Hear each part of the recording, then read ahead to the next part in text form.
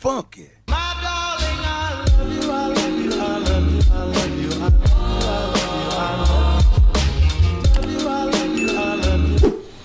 everyone, welcome back to my channel. If you're new here, hi, nice to meet you. My name is Tanisha, and today I have a really special video for you guys. First of all, it's special because it's my first ever video talking to you, having a chit chat with you in person. And second of all, it is about a phase that just came into my life, and I have been enjoying it with all my heart ever since, and it is the reading phase. So I am a type of person who hates reading. I mean, I used to be a type of person who used to hate reading. I would always prefer audiobooks over reading, of course. But then I don't know, like in the month of September, I think my productive mind just woke up all of a sudden after a really long time, and I kind of started reading, and I've been enjoying it ever since, as I said. So I read almost 6.5 books. I'm going to tell you about that. It is the half thing. But I read 6.5 books in the month of September, and I really wanted to share with you guys the books I read and what are my, do I recommend them to you, or do I love them? How was my opinion on them? So yeah, let's get started. So the first book I read was It Ends With Us by Colin Hoover. I am literally emotionally attached to this book. So first thing, it was really special to me because it just got me back to the reading phase, and also I am in absolute love with Colin Hoover ever since I read this book. So it is kind of intense, I would say, and there are some trigger warnings as well. I will be telling that after some time.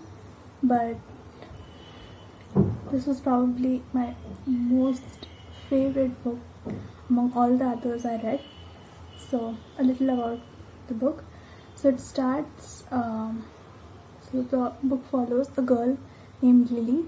She is, I guess, 23 years old, and she is like not going through like a good phase in her life. Her dad just passed away, and she is like not having a great relationship with her mom. And the story starts on a rooftop where she meets Ryle Kincaid. He is a neurosurgeon, and so I was absolutely in love with Ryle. I think all the guys in Colin Hoover's books are literally like, so yeah. And then like throughout the book you see like their love, they fall in love, and their chemistry. And then there is a part of her life, like her past life, family thing. It's like a family thing that really affected her, and it's the reason that she acts in a certain way, or it made her a certain way, and how her past family life impacted her future life. And then all of a sudden her first love, whose name is Atlas also, he comes in between, and then where that goes. So yeah, it's literally like a roller coaster of emotions. But of course it's Colin Hoover's book, so a good end is a must. But you really expect, like after a really long emotional roller coaster, to be an end, like a good end. So yeah, you will definitely get it. But I am definitely going to give it like whatever the last number on this planet Earth is going to be, that many stars. I was absolutely in love, and I'm probably going to read it again. So it's been like a really long time. So yeah. Hi. So yeah, it is probably some other day than the day I last filmed. I dropped the video because I kind of felt like a little awkward talking to a camera, but I feel like I'm determined today to complete this video. So yeah, I'm back at it again. The next video. So the next book I read was again Ugly Love by Colin Hoover. So you're probably going to hear Colin Hoover a lot of times in this book in this video, because I am actually in love with Colin Hoover. A parallel ends with us. So yeah. So the next book I read was Ugly Love by Colin Hoover. This was probably a little spicier book of her among, I think, all the books she writes. So yeah. So this book follows a girl named Tate and a guy named Miles. So Miles is Tate's brother, whose name is Corbin, his best friend. So they both live in like the same apartment complex, like literally like doors away. So like Corbin lives here and Miles lives here. And then Tate moves in with her brother because she needs like a place until she finds her own. So yeah, of course, then you're going to see something between Tate and Miles. They kind of have a really weird relationship, by the way, and he is like a kind of person that hates to love, and he also is like no one should ask him about his past or not to expect anything from the future. So of course something is fishy in his past. So yeah, throughout the book you see like why is he the way he is, what was his past that made him like act a certain way, or that just made him like kind of person that hates to love someone. But yeah, it was really bad. It was really bad.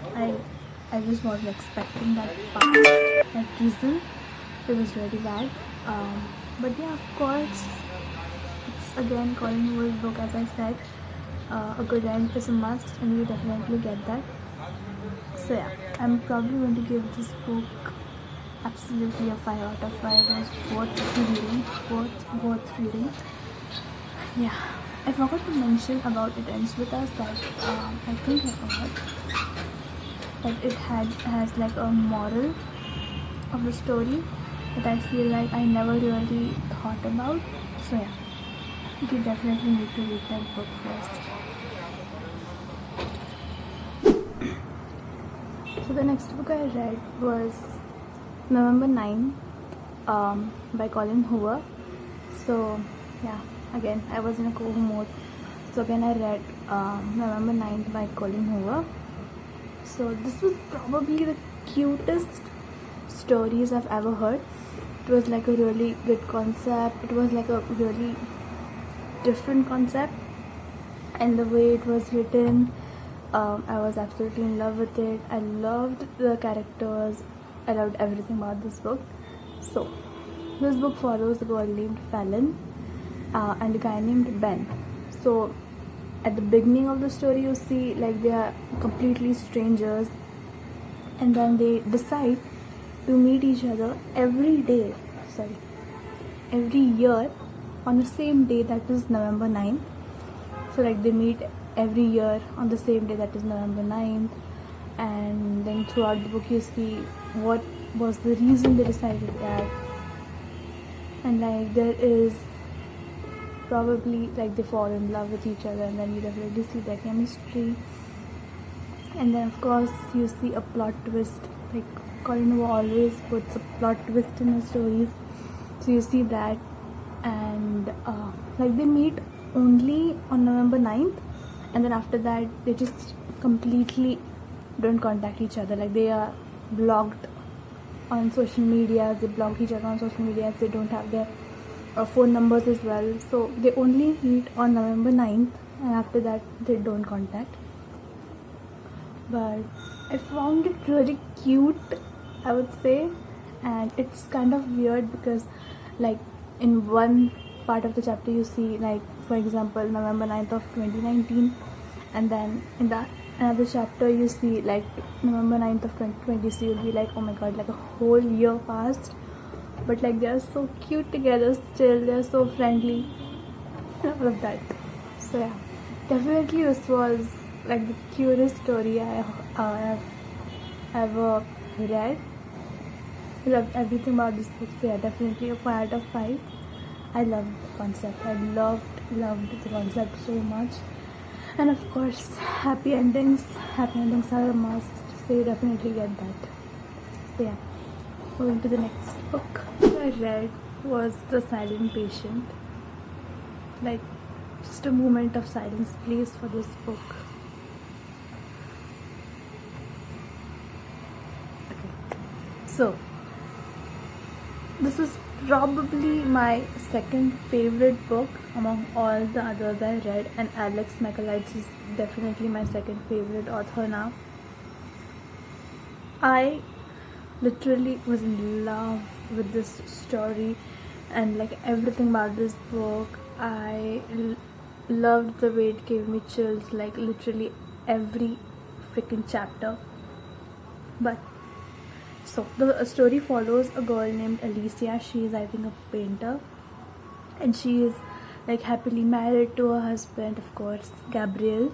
His name is Gabriel, and one night she decides to shoot her husband 5 times in the head, and then she completely goes silent for years and years. So you definitely think, what was the reason? So like throughout the book you see like she is like now sent to like a psych clinic something, where she meets a psychotherapist whose name is Theo, and then Theo is narrating the book, and then there are some parts you will see in the book where Alicia is also narrating the book, and then Theo is like kind of investigating what was the reason she shot her husband like that, and like what happened that night and all of that. So you are introduced to like a lot of characters during like all the chapters, and you'll be like, oh my god, okay, this was the reason, but it's not the reason. It's not the reason. But oh my god, like when you find out what the reason was, I was like, what the duck was that?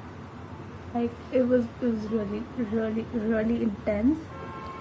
Throughout the book, I will say the book was pretty intense, and like there are like 2 stories going on simultaneously, and the way it connects at the end, there was everything for me. There was everything. But to be honest, this is again going to be like whatever the last number on this planet is going to be. There are many stars for this book. I was absolutely in love. I loved the story. I loved the way it was written. I loved the connect at the end. I loved the characters. Everything of this book was just again. So yeah, worth reading. This is probably, I would say, read this book first. But I would suggest to read it in like the daylight, because it kind of just gave me chills when I was reading it at night. So yeah, just an opinion. But yeah, let's just move on to the next book. Next book I read was Verity, again by Colin Hoover. This is probably the last book I read in that month. But Verity was definitely like a really different book of her. It was like a suspense thriller, but it was really intense. It was literally intense from literally the beginning of the story, like the first page itself. And then I was like, should I read it or not? But then I decided to read it anyways. But this book follows a girl named Lovin. She is like an author, but like not a well-known author. And she meets this guy named Jeremy, who is husband of Verity. Verity is like a really well-known author, but she met with an accident, and she is like on the bed, kind of brain dead, something. So, but she has to like complete a series, and like 3 chapters from that series or something are remaining. So the I don't know who don't know, someone hired Lovin and they told her to like complete.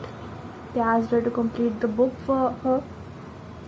So she probably needs to understand what verity is, what is the kind of genre or what is the type of story she loves to write, so that she can complete the remaining part of the story. So then they decide to move. So she decides to move in with them in their house. So she starts living with like Verity, Jeremy, and then they have a son. They also had 2 daughters who were twins who died tragically. So her life is definitely already tragic. And then throughout the book you see like she finds something about Verity, and then like I don't know, it was really confusing as well. And this was probably the first book which just I wasn't into the ending. I felt like it was really unfair towards a certain person. So yeah, so like throughout the book you see what was like, there's something Lovin finds something about Verity, but then throughout the book you see like what was that, and like was it even true. So yeah, there is a lot of things going on in the book. So yeah, definitely it was really terrifying. Like I literally read like the most horrific part of the book, and then I tried to sleep, and then I wasn't able to sleep clearly. So yeah, don't read it at night. Please don't even dare to read it at night. It was really bad. It was really bad. I was kind of getting chills when I was reading it in the daylight, but at night it will hit you a lot different. So yeah. But as I said, I wasn't really into the ending. I felt like it was really unfair towards someone. So yeah, I kind of will give it like 4.5, only because I wasn't liking the ending. Yeah. So yeah. Next book, probably the last one. So the last book I read was The Maidens by Alex Michaelides. So this was probably, I bought this book because I loved The Silent Patient so much. So I was like, I really need to read another one from this author. But to be honest, I don't know, I wasn't really impressed by this book as I was with The Silent Patient. This was pretty intense, but like the story wasn't like The Silent Patient at all. Like I felt like it would be like a really twisted one, or like there will be like something like Silent Patient, like someone is dead and all of that. But this was okay, I would say. So this book follows the girl named Mariana Andros. She is like a group therapist, and the story starts exactly 1 year on the same day after her husband died. And then she's like going through his stuff and all of that, and then she gets a call from her niece, whose name is Zoe. She calls Mariana, and she tells her that her best friend, whose name is Tara, I think it was Tara. Who was it? I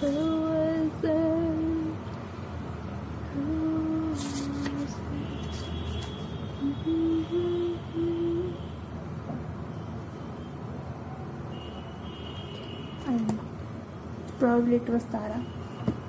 And then she tells Mariana that she died, she's murdered.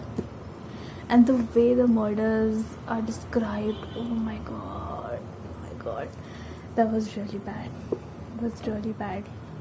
But then throughout the book you see like Mariana goes there and like she tries to kind of investigate what happened, and then she meets like this one professor, and then they have like a strong doubt on him. But then the ending is something else, like really something else. And there is a point in the chapter where in the story where like you are introduced to a lot of characters, new characters or old characters, and then there is a point you'll be like really confused with the characters. So I was like, who the heck was that? Then I have to like see, and then I will be okay, this was this. So yeah, you definitely get a little confused at a certain chapter because they introduced like a lot of characters there. But again, I would say it wasn't like the ending wasn't as I was expecting it to be. You know, like the Silent Patient. It was good. It was really, really bad. It was really different, something very different, but it wasn't like the Silent Patient. So yeah, I would probably give this like 4 out of 5. And I loved the story. I loved the way it was written, but then again I would say the characters will confuse you a little, but it was worth reading. Again, it was worth reading. But yeah, that's it.